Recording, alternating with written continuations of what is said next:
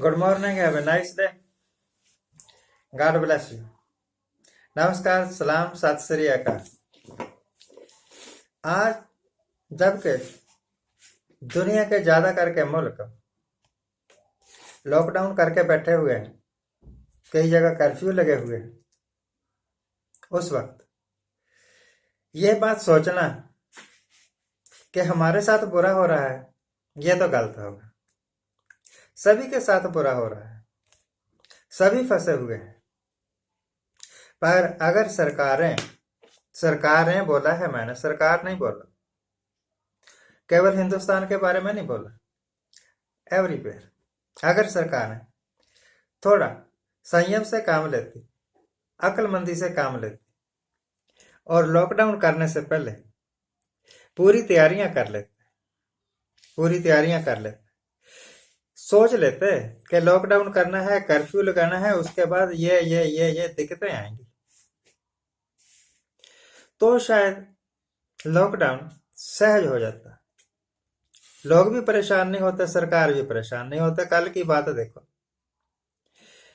मेरे ऊना जिला है, ऊना जिला का मैतपुर बॉर्डर है, मतलब पंजाब हरियाणा हिमाचल बॉर्डर पर एंट्री पॉइंट पर इतना रश हो गया कि पुलिस को कंट्रोल करना मुश्किल हो गया। वो अथॉरिटीज जिन्होंने बेहताशा ही पास दे दिए, इसके वास्ते जिम्मेवार लोगों ने तो अपने घर जाना ही है, पर अथॉरिटीज का विवेक कहां गया? आपस में बातचीत करके पास इशू क्यों नहीं किए कि एक दिन में पुलिस एक नाके पर इतना ही कंट्रोल कर सकती है, उससे ज्यादा कंट्रोल नहीं कर सकती। पर अंधाधुंध पास थे, भीड़ लग गई। अब लॉकडाउन का तो पट्टा बैठ गया ना। लॉकडाउन का मकसद ही क्या रह गया? मोदी साहब कहते हैं, दुनिया कहती है कि दूर दूर रहो, 2 मीटर की दूरी रखो। और मैथपुर में हमने अपनी आंखों से देखा, मैथपुर में तिल रखने की जगह नहीं। जहां एंट्री है वहां भी रश, जहां एग्जिस्ट है वहां भी रश। हिमाचल में एंटर करने वाले और हिमाचल से एग्जिट करने वाले दोनों ही पॉइंट भरे पड़े। क्यों दिए इतने पास एट ए टाइम? कुछ आज दे देते, कुछ कल दे देते।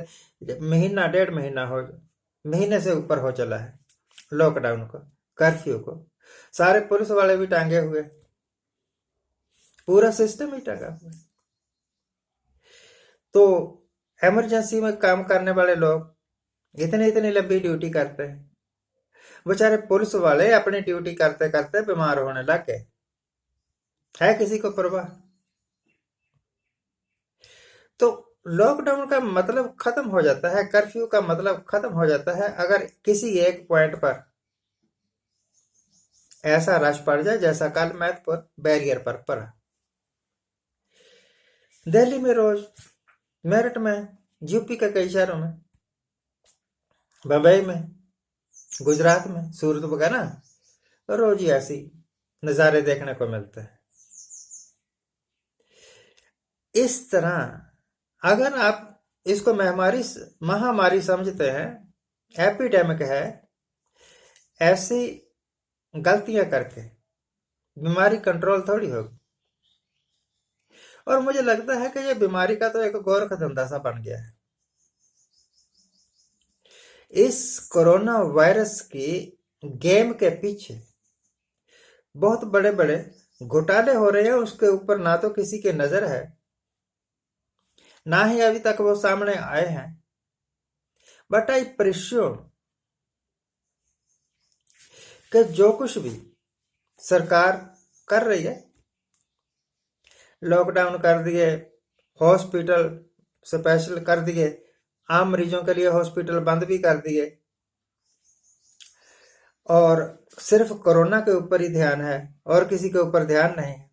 कोरोना फिर बढ़ रहा है। हिंदुस्तान की तस्वीर बहुत मजाकिया है, फनी है। आबादी है 135 करोड़ और टेस्ट होते हैं 2-4 लाख, चलो 5 लाख ही रख लो, 10 लाख ही रख लो, और कहते हैं जी इतने टेस्ट कर लिया हमने, हमारे तो सिर्फ 30,000 मरीज हैं कोरोना के और सिर्फ 1,000 मरे हैं, तो हमने पूरी तरह कंट्रोल कर लिया। कहाँ का कंट्रोल कर लिया भाई? जितनी पूरे हिमाचल की आबादी है उससे दुगनी आबादी दिल्ली की है, उससे तिगुनी आबादी बंबई की है। अगर इन 2 शहरों को ही ले लेना, दिल्ली और बॉम्बे, और वहां पर पूरे टेस्ट किए जाए रैंडम ने A to Z, तो गारंटी है कि ये जो आंकड़ा बता रहे हैं ना कि 1,000 मरे, 30,000 मरीज हैं, यही 3 गुना बढ़ जाएगा। वो लोग जो अपनी बीमारियों को रिपोर्ट ही नहीं कर रहे, और वो लोग जो छुपे हुए हैं, वो भी तो कोरोना के विक्टिम हो सकते हैं। वो बल्कि ज्यादा खतरनाक है बीमारी फैलाने में, और सरकार के आंखें मीट के लिए हुए फैसले भी डिजास्ट्रस है। अगर फैसले लेने से पहले कुछ थोड़ी अकलबंदी कर ली होती, पहले तैयारी कर ली होती। हिंदुस्तान का एक डिपार्टमेंट है डिजास्टर मैनेजमेंट, डिजास्टर मैनेजमेंट के स्पेशलिस्ट लोगों की मीटिंग बुलाई होती, पूछा होता कि हम लॉकडाउन करेंगे तो इसका प्रभाव क्या पड़ेगा, और जो इसके आउटकम होंगे, जो ये समस्याएं पैदा कर देगा लॉकडाउन, उसको कैसे कंट्रोल करेंगे। तब इसमें कुछ नहीं होता। सरकार दावे जितने मर्जी करे, सरकारें जितने मर्जी दावे करें, कोई भी, इवन कि अगर मैं भी बैठ जाऊं, अगर आप भी बैठ जाएं, जो अपने आप को सबसे बुद्धिमान समझता है वो राजगद्दी पर बैठ जाए ऑर्डर देने के लिए, तब भी इतने बड़े मुल्क में इतनी बड़ी आबादी को वो सुविधाएं मुहैया नहीं करवा सकते जो आम दिनों में लोग अपने आप प्राप्त कर लेते हैं। कितना को दोगे, कितना के खातों में पैसे दोगे, कितना के लोगों को मुफ्त राशन दोगे, कितना के लोगों को बांध बांध के रखोगे।